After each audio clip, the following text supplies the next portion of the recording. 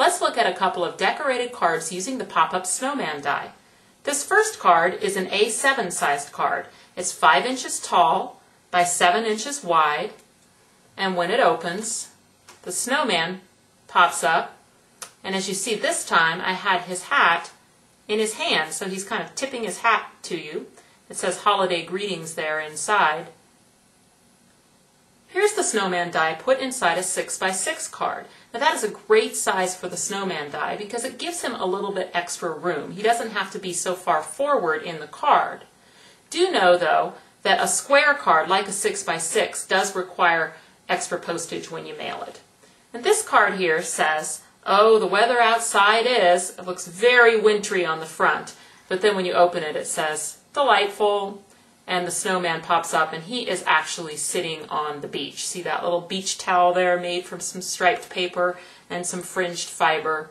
And then a couple fun details. There's a palm tree die here, another Sizzix die, that's actually glued to the back of his foot so that it's going to pop up along with the snowman.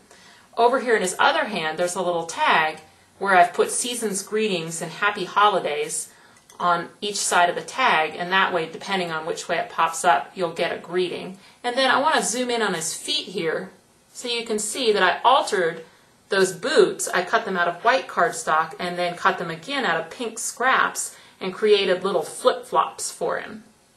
Another little fun detail is on his head. I just chalked a little sunburn on his nose and the top of his head and then hand cut some little shades there for him. So he is quite a cool cat enjoying his Christmas on the beach.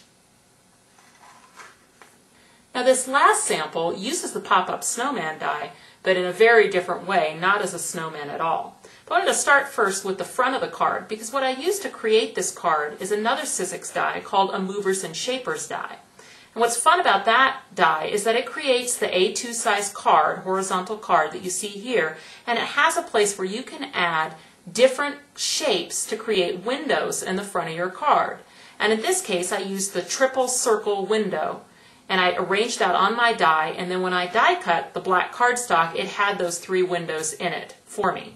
And then I put a little transparency in each of those windows so that I could add these fun little masks over 2 of them, and then I've got these little bat wings here.